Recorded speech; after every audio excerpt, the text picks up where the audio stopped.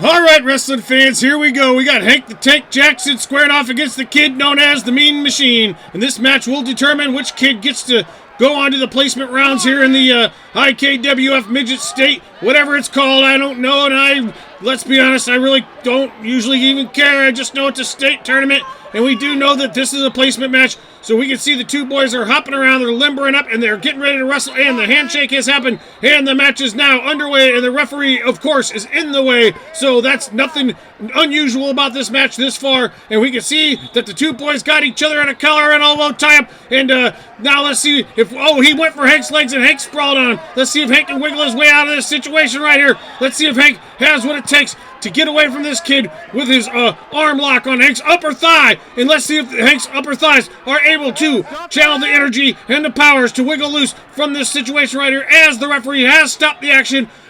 I'm not exactly sure why he stopped the action. I'm not exactly sure why the action stopped, but I am sure that maybe the clock wasn't going. We don't know just yet. We don't know, but we do know that this referee, once again, is trying to show us what he's working with. He puts his butt right in front of the camera. It's not like the camera's invisible sitting off to the side there. It's sitting on a tripod with a guy sitting behind it. But that's neither here nor there. Let's see what's going on now that he's moved out of the way. Let's see if one of these two youngsters can get the upper hand on the other youngster. And we can see the score right now is tied up 0-0 in the early goings of this match right here. And we can see right here, they're trying to muscle each other down. They're trying to get the better hand on one another.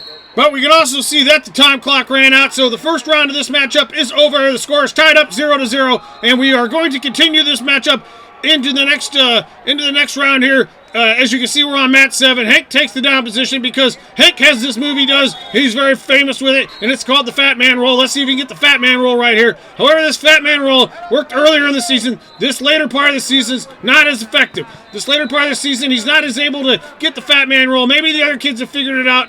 As we can see, this kid is trying to roll Hank over, but Hank's not having any of it. Hank wants to break that seatbelt. He's got the kickstand out. The kid comes around the other side, and he's got his arm under Hank's arm. He's going to try to roll Hank over. Hank's not having that, though. Hank's not going to fall for it. And, what's happening here? The kid went for a cradle. Hank went for a upside-down woozy-daisy, and here we go. Let's see. Hank somehow got on top, and look what he's got right here. He's going to get up, and he's got the kid's back, and that's 2 points for Hank. Somehow the other kid had 2 points already. But somehow the time clock has 19 seconds left on it. It's really nice when I can see that time clock. That tells me exactly what's going on in the match as I'm trying to narrate it.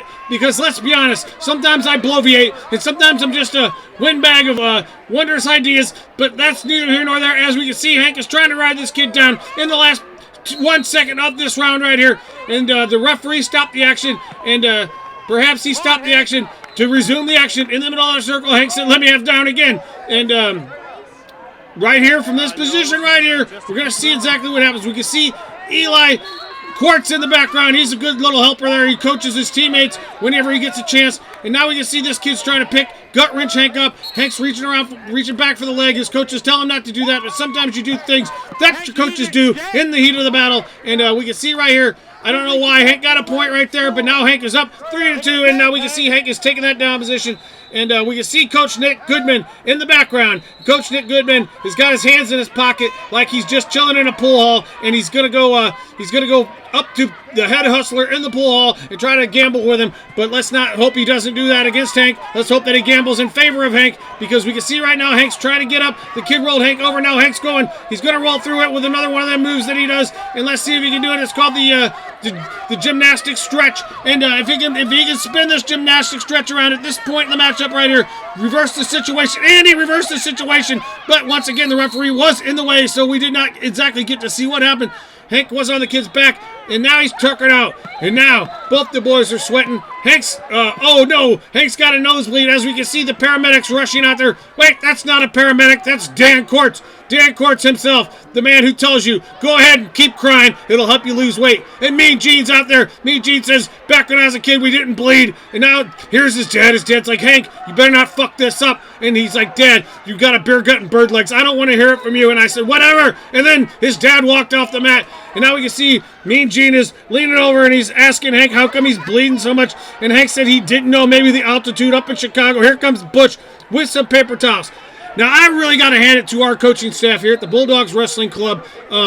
We not only do clean up the blood, we clean up the blood on the mat. Sometimes I watch the blood not get cleaned up by the other coaches, and I think, hey, jackass, what are you doing? It's your turn to clean up the blood. It's your kid bleeding.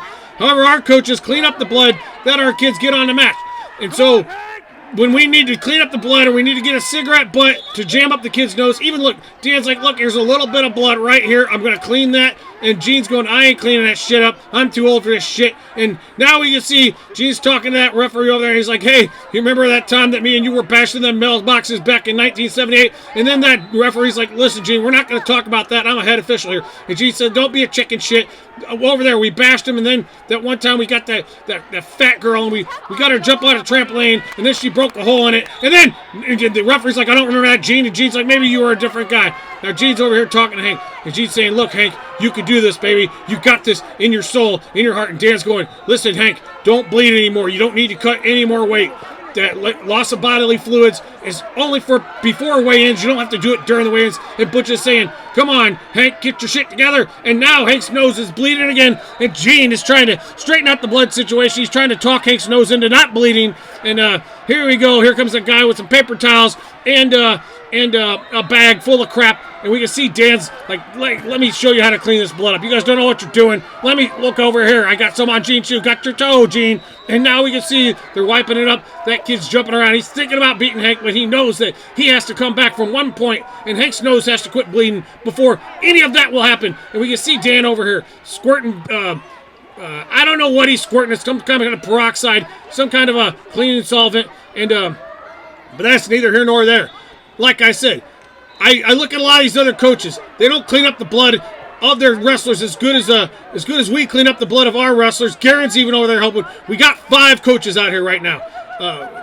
4 coaches out here right now. And they're trying their best to clean this shit up because they know that Hank can do this. They know that Hank has it in his heart to win this wrestling match. They know that the timer is almost run out. And all right, they got the situation straightened out right there. And now they're heading to the sidelines. They're heading back to their areas. They're going back, and Hank is heading back to the down position because he wants to ride this one extra point that he's got out for the last maybe 15, 18 seconds, 17 seconds left in this match as Hank stands up and the kid Matt returns him. However, Hank lands on all fours. Now Hank's going for that fat man roll, but he's doing it with a leg instead of with an arm. And that kid's like, come on, dude, just give me something. Hank's like, I ain't giving you nothing. I don't want to lose this match. I want to get on the podium. It's state, baby. And here we go. And the match is over, and Hank knew he won. Hank knew that kid didn't score nothing on him. He raised his arms, victorious with a loss of blood. And that's all we need to know about that is Hank Jackson is your winner. And here we go, ladies and gentlemen. Thank you for tuning into our Wrestling Spectacular as we see Hank making muscles and the match is over. And that's all we got for this match right here, folks. Be sure to tune in next week as we bring more wrestling action from the man known as Jacob Hearn.